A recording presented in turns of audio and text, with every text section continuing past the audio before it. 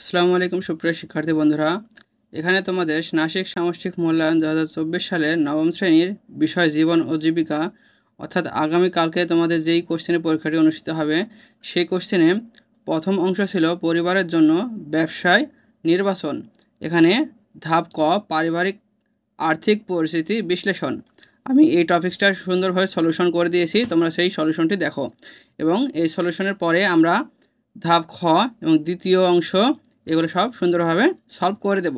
তো তোমরা সেই ভিডিওগুলোও পেতে আমার চ্যানেলটিকে অবশ্যই সাবস্ক্রাইব করে রাখো এবং পাশে থাকা বেল আইকনটিতে ক্লিক করে দাও যাতে আমি ভিডিও ছাড়ার সাথে সাথে তোমরা নোটিফিকেশন পেয়ে যাও। তাহলে আমরা দেখি, এখানে দেখো যে তোমাদের প্রথম প্রশ্নটি ছিল এভাবে যে প্রথমে পারিবারিক আয়ের সর্বোত্তম ব্যবহার বিবেচনা করে একটি পারিবারিক বাজেট তৈরি করতে হবে। তাহলে এখানে তোমাদের প্রথম অংশ হচ্ছে পারিবারিক বাজেট তৈরি করতে হবে ধাপ কতে। তাহলে সেই সম্ভাব্য উত্তরটি তোমরা এবার দেখো। এখানে দেখো পারিবারিক আয়ের সর্বোত্তম ব্যবহার বিবেচনা করে একটি পারিবারিক বাজেট তৈরি। তাহলে এখানে একটি পারিবারিক বাজেট তৈরি করা হয়েছে। দেখো উত্তর দেখো, এখানে দেওয়া হয়েছে ক্রম, মূল খাত, উপখাত এবং বাজেট। এখানে দেওয়া হবে টাকার পরিমাণ।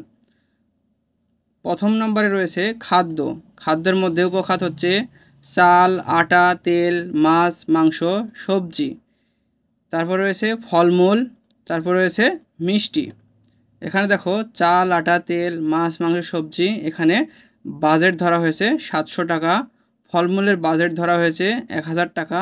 মিষ্টির বাজেট ধরা হয়েছে 500 টাকা। ক্রম 2-তে রয়েছে বস্ত্র। বস্ত্রের উপখাত হচ্ছে নতুন কাপড়, কাপড় সেলাই, কাপড় ধোয়া। এখানে বাজেট রয়েছে নতুন কাপড়ের বাজেট হচ্ছে 2000 টাকা। কাপড় সেলাই এখানে রয়েছে 500 টাকা। কাপড় ধোয়া এখানে রয়েছে 500 টাকা। এবার দেখো ক্রম 3, এখানে রয়েছে বাসস্থান। বাসস্থানের উপখাত হচ্ছে বাসা ভাড়া, নতুন ঘরের খরচ। এখানে বাসা ভাড়া বাবদ কোনো খরচ নাই, কারণ বাসা হচ্ছে নিজেদের, নতুন ঘরের খরচ হচ্ছে কোনো নতুন ঘর ব্যবস্থার জন্য আমাদের 1500 টাকা খরচ করতে হবে। ক্রম 4-এ দেখো এখানে রয়েছে শিক্ষা। শিক্ষার উপখাতগুলোর মধ্যে রয়েছে শিক্ষা প্রতিষ্ঠানের বেতন, তারপর রয়েছে শিক্ষা সামগ্রী। এখানে শিক্ষা প্রতিষ্ঠানের বেতনে রয়েছে 700 টাকা। শিক্ষা সামগ্রী এখানে খরচ হচ্ছে বাজেট হচ্ছে 300 টাকা। তারপরে ক্রম 5-এ রয়েছে যোগাযোগ ও যাতায়াত। এখানে উপখাত হচ্ছে যাতায়াত ভাড়া। এখানে যাতায়াত ভাড়া হচ্ছে 1000 টাকা। তাহলে আমাদের বাজেটের মোট খরচ হচ্ছে 15,000 টাকা। তাহলে এটা হচ্ছে আমাদের বাজেটের মোট খরচ। তাহলে তোমরা এভাবে একটি পারিবারিক বাজেট তৈরি করে ফেলবা। এবার খ নম্বর অ্যান্সারটি দেখো, তার আগে চলো প্রশ্নটি দেখি। পরের টপিকটি ছিল দেখো, এরপর পরিবারের আর্থিক অপচয় রোধে কী পদক্ষেপ গ্রহণ করা যেতে পারে তা উল্লেখ করতে হবে। তাহলে এটা হচ্ছে পরের অংশ। আমি এটাকে ক নম্বর দিয়েছি, এটাকে দিয়েছি খ, এভাবে সলভ করেছি। তাহলে চলো এবার এই অংশটি ও সলিউশনটি আমরা দেখি। এখানে দেখো পরিবারের আর্থিক অপচয় রোধে যেসব পদক্ষেপ নিয়েছি তা নিচে উল্লেখ করা হলো। এখানে দেখো আমরা কি করব এবং কিভাবে করব। তাহলে পরিবারের অপচয় রোধের জন্য আমরা কি কাজ করব এবং সেই কাজটি কীভাবে করব তা এবার আমরা দেখব। এখানে দেখো নিজের পড়াশোনার ব্যয় কমানো। তাহলে আমরা পরিবারের আর্থিক অপচয় রোধে নিজের পড়াশোনার ব্যয়টিকে কমাইতে পারি।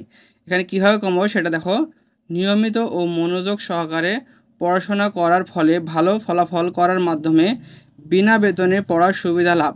তাহলে আমরা সবাই জানি যে ভালোভাবে পড়াশোনা করলে ফলাফল ভালো হলে বিনা বেতনে পড়াশোনা করা যায়, কারণ সেখানে অনেক উপবৃত্তি এবং সরকার থেকে অনেক টাকার ব্যবস্থা থাকে। এছাড়া প্রাইভেট টিউটর বা কোচিংয়ের প্রয়োজন না হওয়া। তাহলে তুমি বাসায় ভালোভাবে পড়াশোনা করবে তখন তোমার বাইরের কোনো টিউটর বা কোচিং সেন্টারের প্রয়োজন হবে না। আর পরবর্তীতে দেখো পরিবারের সকল সদস্যের যাতায়াত ব্যয় কমানো। তাহলে আমাদের যে যাতায়াত ব্যয় সেটি আমরা কমানোর মাধ্যমে পরিবারের আর্থিক অপচয়কে রোধ করতে পারি। এখানে দেখো কম দূরত্বের পথ পাড়ি দিতে পায়ে হাঁটতে অনুরোধ করতে পারি। তাহলে পরিবারের সদস্যদেরকে কম দূরত্বের যেখানে পথ সেখানে পায়ে হেঁটে যেতে বলতে পারি। একইভাবে বেশি দূরত্বের ক্ষেত্রে গণপরিবহন ব্যবহার করতে অনুরোধ করতে পারি।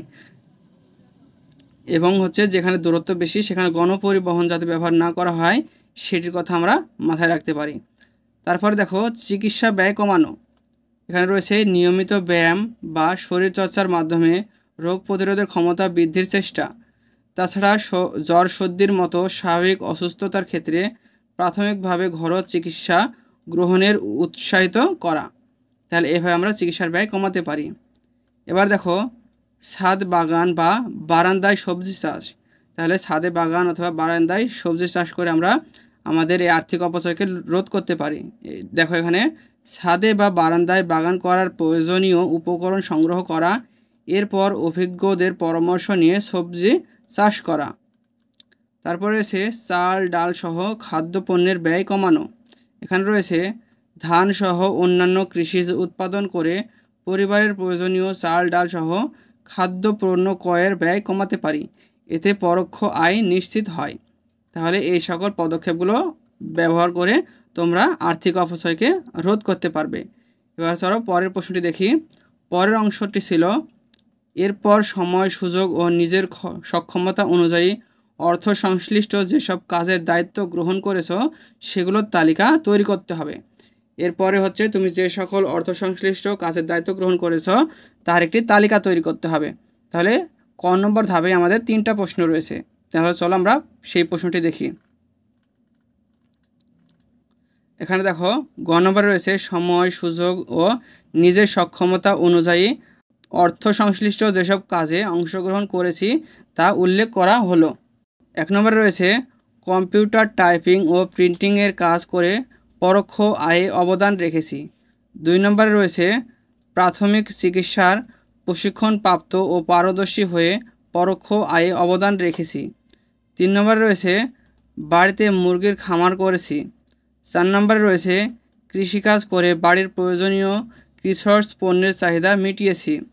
5 নম্বরে রয়েছে টিউশন করে আয় করেছি। 6 নম্বরে রয়েছে ফুলের বাগান করে আয় করেছি। তাহলে তুমি এই সকল কাজ করে তুমি দায়িত্ব গ্রহণ করেছো। তাহলে এগুলো সুন্দরভাবে লিখবা, তাহলে তোমাদের হয়ে যাবে। তাহলে এই ভিডিওটি এখান পর্যন্তই। পরবর্তী ভিডিওতে আমরা ধাপ খ ব্যবসায়ের ধরন নির্বাচন এটি নিয়ে আলোচনা করব।